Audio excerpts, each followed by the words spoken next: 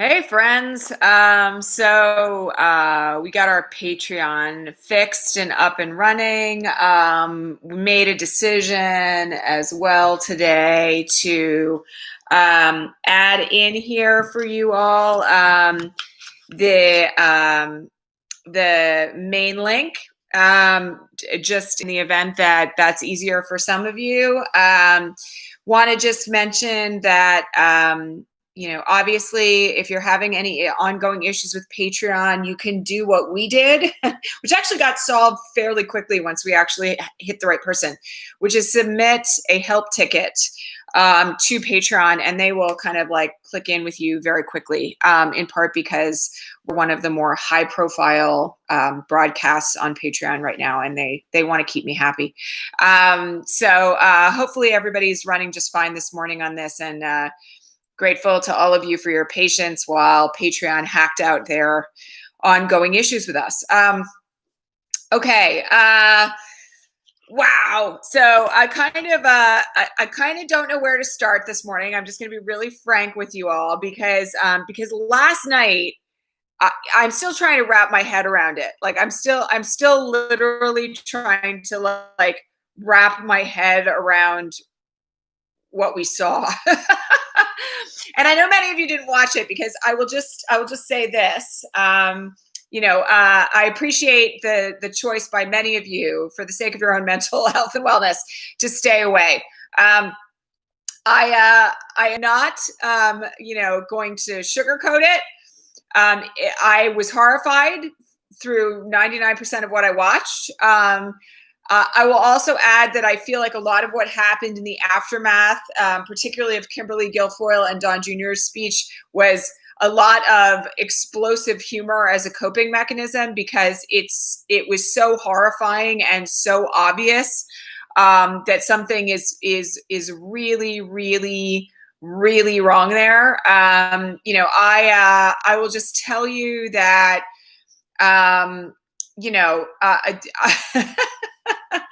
it's hard to not confront the elephant in the room, right? Which is that, Junior looked high as a kite. And, I'm not the only person who sort of noticed this from the very first second that he was speaking. Guilfoyle, fortunately, I only got to see the replay because my children were in the bathtub at the time that she was speaking, but Lord help us. I mean, my goodness, the whole thing is a kind of like dystopian propagandist nightmare. It's the kind of thing that years ago we would have only expected to see in, like 1984 Brave New World style books. It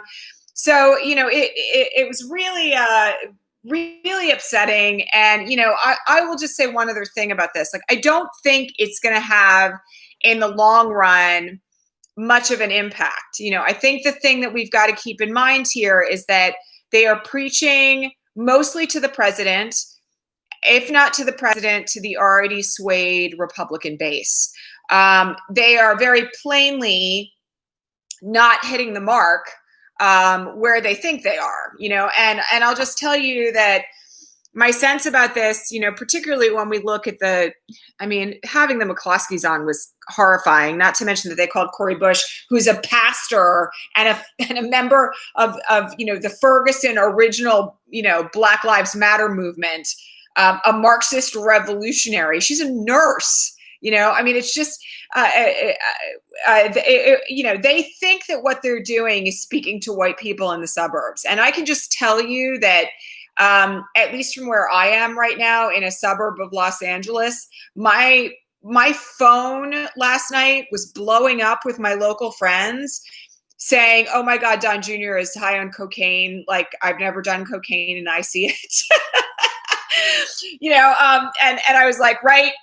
And I will just tell you that I don't think that they're landing anything. I don't think they're really landing anything. And I think that's actually, they don't mind that. That's one of the other things that I will just say here is that I think we're like in full-blown authoritarianism now. They don't care what they look like. The thing we have to remember here as well, and this just blows my mind, but I thought Junior was live last night. He wasn't. They recorded both Guilfoyle and Junior's speeches in advance and then decided they were worthy of putting on the air. So, you have to laugh until you realize that these people are in charge of the country right now. And, frankly, I think that there's a lot to be afraid of. And also that, it is, it's also increasingly obvious to anyone who's paying attention that there really is, at this point, very little a chance of conversion for anyone who at this point isn't already in the cult. So I kind of am not really getting the point. And, I'll tell you all as well, for those of you who missed the broadcast yesterday, I really want to encourage you to go back and watch it if you have not, because one of the things that I talked about was this amazing call that I was on Sunday night with like 300 of the most high profile left-leaning political influencers on Twitter and on social media that was organized by Alyssa Milano and a number of other folks affiliated with the DNC about how to combat this on a social messaging, from a social messaging standpoint throughout this week. Again, I want to thank, I saw all of you who were out there tweeting Trump chaos yesterday. Thank you so much for doing that. I was like going to bed last night, scrolling through going like, oh, there's all the followers who got the message along with everything else. But it really is very important at this point that we're combating the messaging effectively with what the DNC knows is resonating. And, I'll just add, we did have, again yesterday, as I predicted, I'm just going to say this, and also as has been predicted by people inside the DNC, several more Republican reps come forward with like QAnon talking points in anticipation of what I think is now going to be like a full-throated endorsement of like this insane conspiracy theory. So we've really got to keep our talking points going throughout the week. I don't have a problem with humor. I don't have a problem with, all the fact that cocaine was trending on Twitter at number 3 last night when I was going to bed. But I do also want to say that I think it's really, really important that we stay focused. And in fact, the Biden campaign tweeted something out on this last night about like, it's time to stay focused, donate, and get out the vote. And that's really where our focus has to be right now. So please go back and watch the yesterday's broadcast, particularly like the first 10 minutes or so, if you weren't able to log in yesterday and watch it on the replay. Okay. I will just say that there were a couple comments on the feed this morning that I disagree with. So I want to just shout out a couple of maybe perceptions that are circulating around out there, particularly for those of you who are still hanging out on Facebook. If you missed my broadcast last week about all the reasons why you should leave Facebook, please go find it because there are legion at this point. Somebody said this morning that they think that the Kenosha uprising, which was categorized in the question as protests/riots, is going to convert people now back to Trump. I'm just going to call that out and say I think that's incredibly false. I don't know where that opinion is coming from, but the ongoing polling says that 70% of Americans are in full support of the Black Lives Matter movement. That there is a vastly increased perception among white Americans in particular about racism in policing right now. And I don't think we're going to see, people go back to Trump because Jacob was shot 7 times in the back by a white police officer and is now apparently paralyzed from the waist down. I find that extremely hard to believe. I think there's a lot of people who understand that what happened in this instance, in George Floyd's instance, in Eric Garner's instance, in Emmett Till's instance, is horrifying. I mean, like, and I talked yesterday a lot about why you shouldn't reshare the video, and Brittany Packnett Cunningham has said a lot about this in the last 24 hours. There are photographs of lynchings going back in this country for as long as this country has been in existence. There are photographs and drawings of violence against Black people in this country as far back as this country has existed. We do not need more media representations of it to believe it. this man was shot in the back by a police officer for breaking up an argument between two women with three of his children in the car. Like, we don't need any more discussions about riots, And I will just tell you that right before I went on the air today, I saw a photograph from Kenosha last night where someone had spray painted on the side of a government building, "You have stolen far more from us than we could ever loot." And I think it's really important right now that we have an eye on history, we have an eye on the immediate, and we have an eye on the future.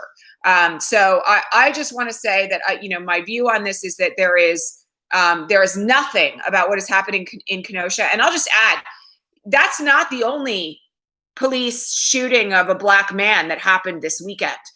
Some of you may not know this. Since George Floyd was murdered, there's only been 3 days in this country, 3 days since George Floyd was murdered, where there has not been a police shooting of a black American. Think about that.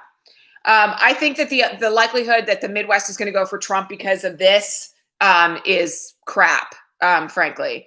The other thing that I'm going to say here is that somebody asked a question about, it feels like Biden-Harris has stalled.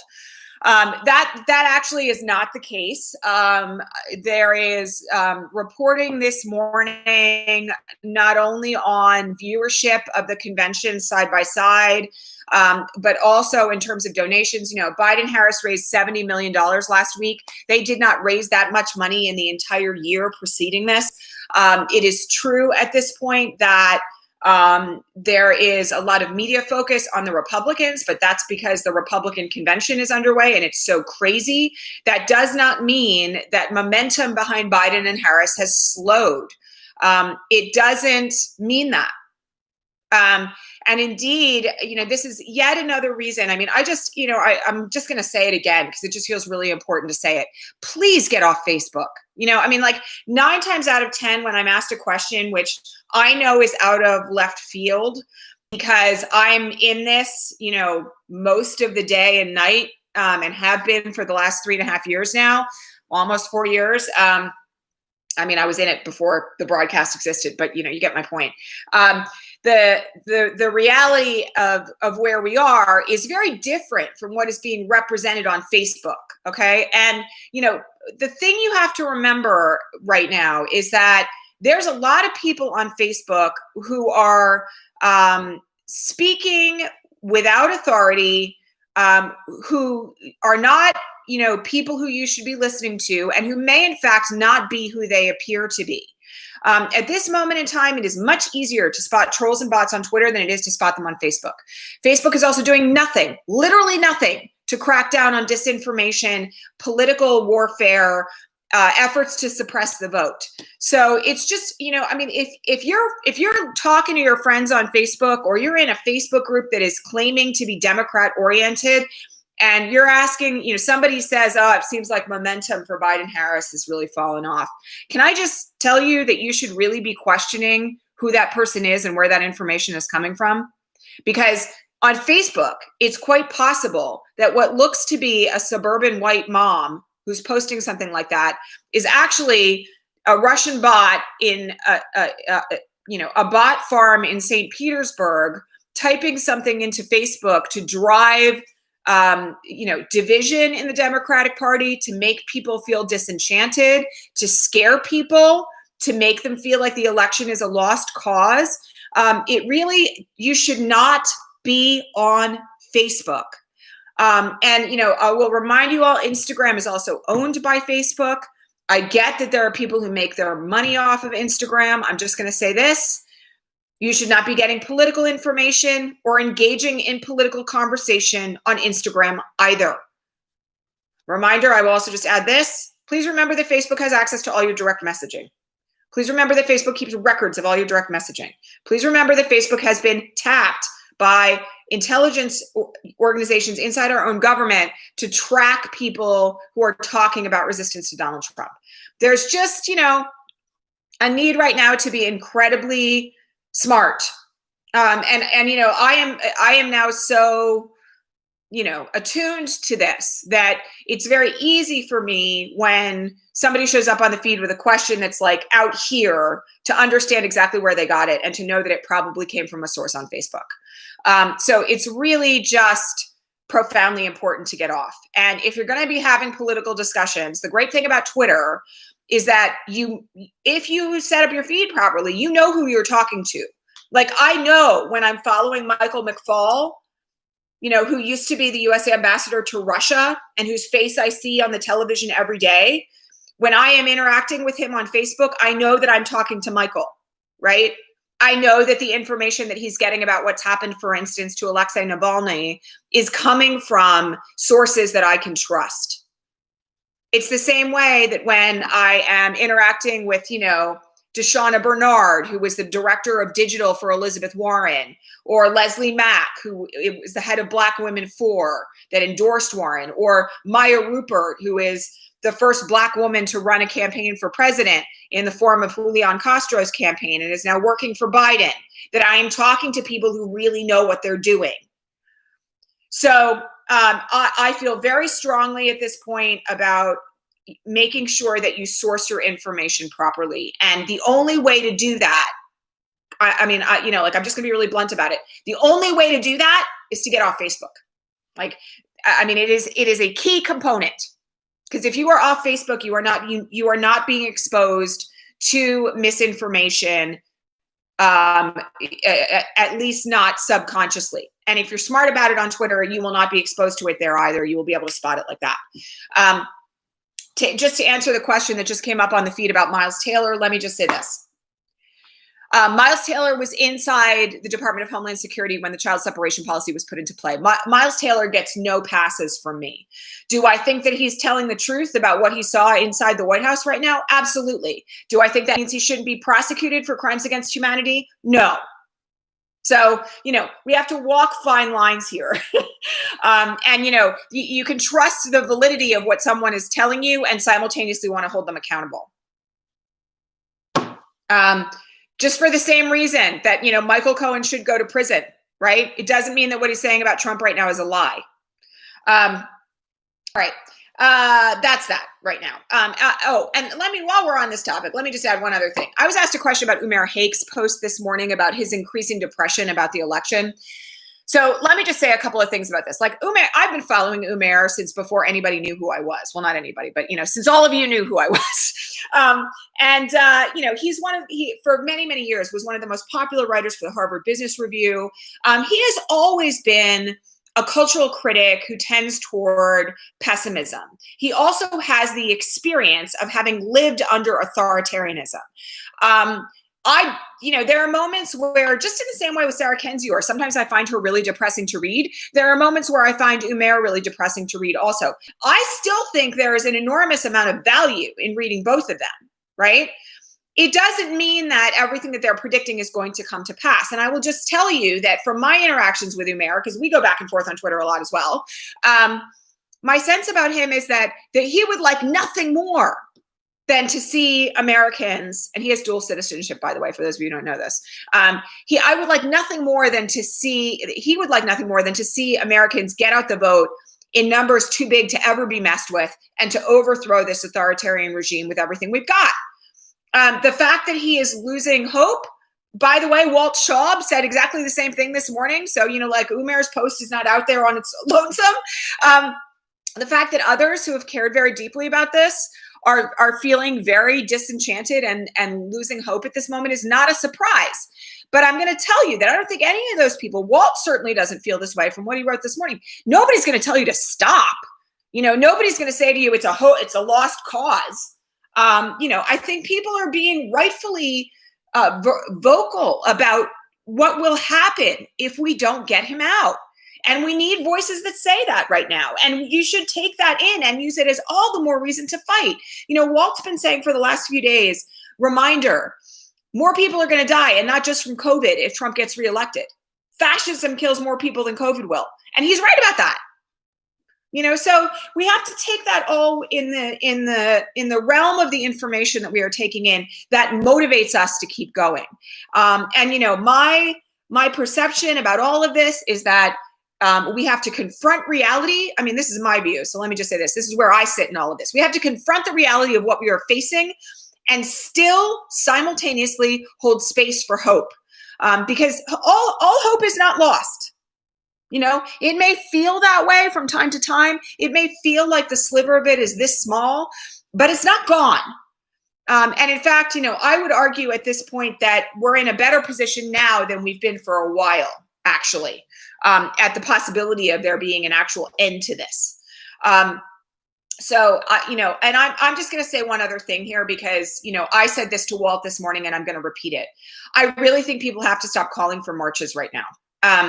And the reason why I feel that way is because, you know, for those of you who are new here, you may not know this, but I was one of the organizers of Lights for Liberty, which was in 800 some odd cities last July. We had hundreds of thousands of people in the streets worldwide against the concentration camps that Trump set up at the border and around the country that held migrants who were seeking asylum and seeking a better life here. And it changed nothing. You know, I will tell you that what it will take in this country is an election that is overwhelming and obvious, that then lines up the military behind Joe Biden to get Trump out of office. That's really what is most important now. What's most important is not a Belarus-style uprising. We will have time for a Belarus-style uprising after the election if Trump refuses to leave. And even then, that may not last, because as long as Biden has the military behind him, Trump can't maintain power. So I feel particularly strongly that this, like, it's time to take to the streets thing is all like pie in the sky. And I'm not going to tell you not to nonviolently demonstrate. I said the same thing about the USPS protests last week. I'm not going to tell you not to show up in March. What I will tell you is that I don't think it's going to make a difference at this point. I think we are at a place in history where the most important thing is getting out the vote. And if you're going to spend your time and energy on anything at all, it should be securing the election infrastructure so that everybody you know can have their ballot counted. That is really where we need the most focus. So that's that. All right. That's my 2 cents on Umair. All right. Couple other things to talk about really quickly today. Speaking of the USPS, there are efforts being made in individual post offices now to defy the orders of DeJoy. And what they are discovering is that critical pieces of sorting machines were removed and thrown out, and so they can't reinstate those sorting machines. That in and of itself should make everybody very upset. DeJoy testified yesterday under examination by Katie Porter that he will not reverse the actions that are already taken. Tish James this morning, again, Attorney General for the great state of New York, sued the post office for its actions with regard to this to interfere in the election. We will see what comes from that. But, you know, Tish has been an incredible advocate over the last few years. She also held a press conference this morning with Nadler and a whole group of federal representatives on this issue. And I hope that that case moves very quickly through the courts. It should, frankly. There's an immediate urgency to have those sorting machines and the policies reversed, you know, sorting machines put back in place, overtime elimination policies reversed and the like, so that we can, you know, be in a point where the post office is really functional. Again, I'm going to repeat what I said last week, which is I still will not believe that that will be possible completely between now and November, because DeJoy will be there. And if he's not, Trump will put someone else in his place. But, you know, the fact that there is an effort being made by the states, and Tish is not alone in this, you know, to reverse what has happened at the post office is a good sign. Related to this, I'm just going to reiterate, because somebody asked me what I think the safest way to vote is this morning. This depends very much on what voting looks like in your state. So again, I'm going to remind you all that it's really important that you research and understand exactly how the voting process works, not only in your state particularly, but also in your county and with your local board of elections or elections bureau or whatever it's called in your local neighborhood. One of the ways to find out about this, by the way, is, you know, and again, I've been recommending this for years now, is to get involved in your local Democratic Party machine. What I can tell you is that if you live in a state that does not have drop boxes for ballots that go directly to the Board of Elections, you should be voting early and in person. And I wish I had another answer to that. You know, I will tell you that my preferred way of voting, this is how I intend to vote, given that I live in California, is I'm going to get my ballot in the mail, because California is really good about this. The ballots go out early. I am going to vote the very first day that my ballot arrives, and then I'm going to drive it to the drop box at my Board of Elections and stick it in the drop box. That is my plan. I may even, if I'm feeling up for it, walk into the Board of Elections and hand it to one of the Board of Elections folks. That to me is the safest methodology if you live in a state where you have drop-off box voting. That is the most efficient way to make sure that your vote is counted. If you live in a state that does not allow mail-in voting, if you live in a state where the only way that you can return your ballot is through the post office, early in-person voting is your best option. If you do not have that, then you're really kind of screwed. And I wish there was a better way to say it. You're going to have to vote in person on election day, and I'm going to encourage you to get there like before the polls open, period. Like line up first thing in the morning in full PPE if you have to. But I will tell you that if you have the option to vote on a hand-marked paper ballot, to photograph it on your phone before you take it in, and then to drop it off in a secure location at your Board of Elections, that is the most efficient and effective way to guarantee that your vote will be counted. So that's my 2 cents on that. And I'm not alone in this, by the way. By the way, if you want more details on this, Jennifer Cohn, C-O-H-N, has been writing long threads about what you can do to guarantee your vote on Twitter. She just this very morning retweeted a thread that she wrote 2 or 3 days ago on how to secure your own vote. So, if you want like a much more detailed explanation of ways to do that, and, I'm going to shout out here yesterday that on yesterday's broadcast, I also was calling for young people and, college students, high school students to volunteer as poll workers to help preserve the access to the vote as well. There, again, the organization that I mentioned yesterday on the broadcast, which now I'm going to have to go look up again, but that was founded by these 5 high school girls. It is called, here we go again. It's called something like Save the Polls. Hang on. Poll Project. I'm going to forget what it's called. The Poll Hero Project. There we go. Is something that you all should get involved in. If you are in that age range, share it with your children and your grandchildren and any activists who are young and likely to be better protected from COVID as a result. Again, really just very much want to recommend that you do everything that you can to protect your own ballot, and also make sure that you are organizing with your neighbors, finding out how many ballots you can drop off yourself by hand if you have immunocompromised neighbors who can't leave the house. Again, this is all your local research, and this is your job, your obligation as an American citizen who can vote in this particular election. Okay. We had a question about the USCIS ignoring the DACA ruling from the Supreme Court. So I meant to talk about this yesterday, and then I ran out of time because of the tooth fairy, who has not arrived yet, by the way. We still have a tooth hanging by a thread, even though we were trying very hard to pull it out last night. Nonetheless, I will tell you that this particular development is incredibly disturbing to those of us who are lawyers. I think those who have been following me from the very beginning, all the way back to January of 2017, know that every lawyer that I know, and I'm not alone in this, again, I'm going to say it's like Joyce Vance and Mimi Rocha and, Maya, oh my God, I can't believe I always forget her last name, which is terrible because I appeared on a panel with her, who's going to run, by the way, I think, for the mayor of New York City. Nonetheless, like all of the lawyers who I really trusted and followed in advance of this, felt very strongly that there were certain norms that were not Wiley. Thank you. That there were certain, I was about to say Riley, and I knew that wasn't right. There have been very many of us who really thought that there were certain norms that just simply wouldn't fall. This idea of we're just going to defy a Supreme Court ruling is absolutely last stage democracy shit. There is a memo, I posted this yesterday on Twitter, there was a memo that went out from Customs and Immigration that said, no, we're still not going to process DACA applications. No, we're still going to investigate the possibility of throwing, people who have DACA status out of the country. Basically, it was an instruction to defy the Supreme Court. Now, that doesn't mean that there's not some means of enforcement for this, right? And I'm going to remind you all that, the defiance of a ruling like this does bring down the wrath of the courts. There are means for contempt to be held. There can be injunctive relief. In the long run, if it's defied, repeatedly, people can be thrown in jail until the order is complied with. All that said, we should take this for what it is. I mean, this is another moment where I just have to say, we actually have to deal with reality as it stands right now. Where we stand right now is that an agency of our government under the approval of Donald Trump is defying the Supreme Court.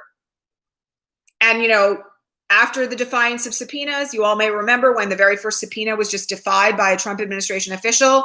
I was on here telling all of you what a slippery slope it was, and that, you start with one thing there and it's not long before nobody's following the law at all. Well, here we are.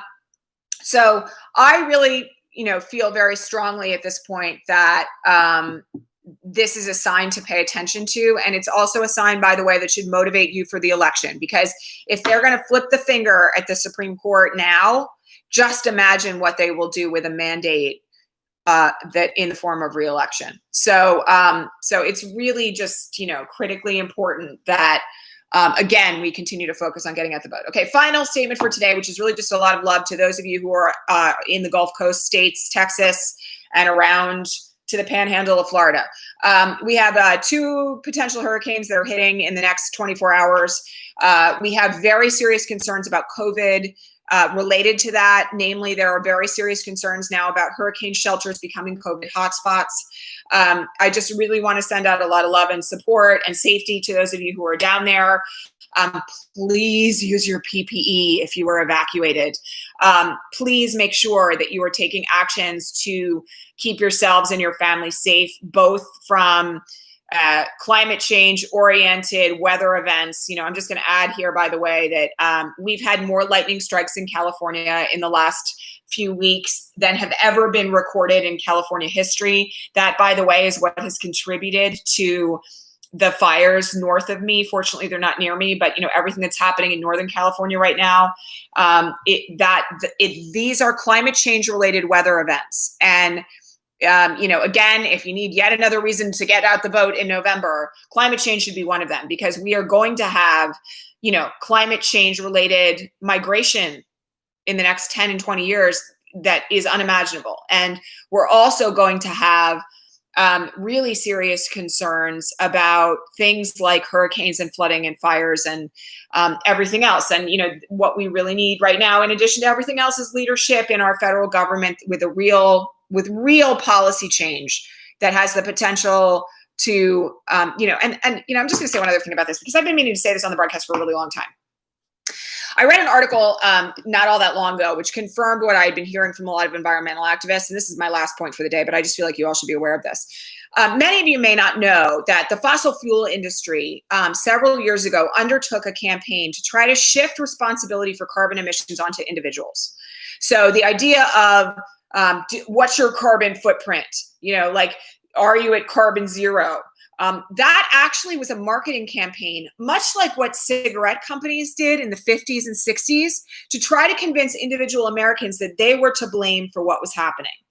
The reality is here that if we had a government leadership that put into place EPA regulations and sanctions on the 5 biggest fossil fuel companies in the world, we would cut our emissions so quickly it would basically reverse where we are right now. So the reality of where we are is that we need incredible leadership on climate change that includes holding industry responsible. Elizabeth Warren, by the way, was at the forefront of this in her campaign. Yes, you all know I was a Warren supporter, but it's really critical that we understand that if we do not have leadership that isn't willing to hold industry responsible, we will not be able to reverse climate change. There's nothing you and I can do as individuals that's going to stop this. Not nothing, but you get my point. Each one of us buying an electric car is not going to reverse climate change if BP is still out there as a massive polluter. So we need to be really mindful right now about the fact that our entire future as a planet hangs in the balance of what we're doing right now in November as well.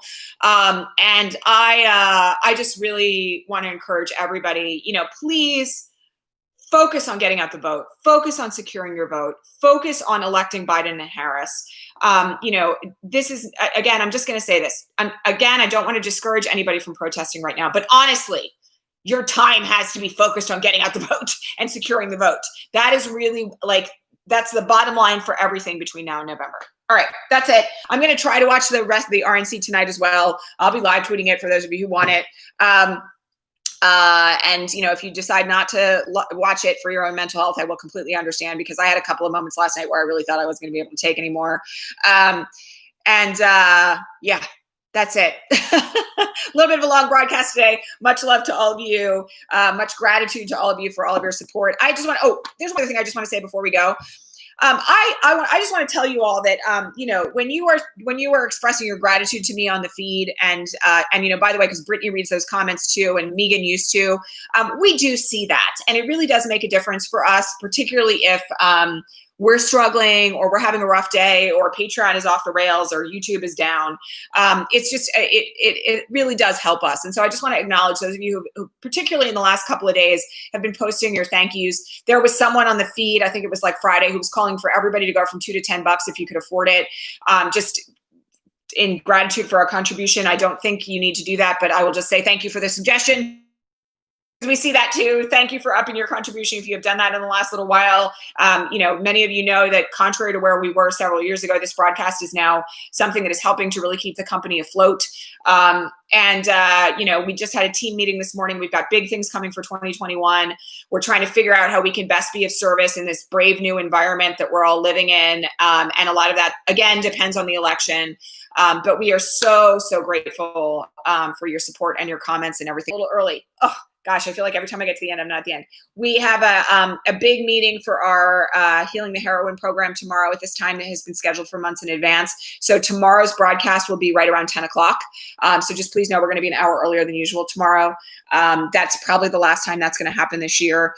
So I will talk to all of you tomorrow at 10 a.m. Pacific, 1 p.m. Eastern, and you can, of course, watch the replay if you care to. Mwah, mwah, mwah, mwah. Love you all. I'll talk to you tomorrow. Bye.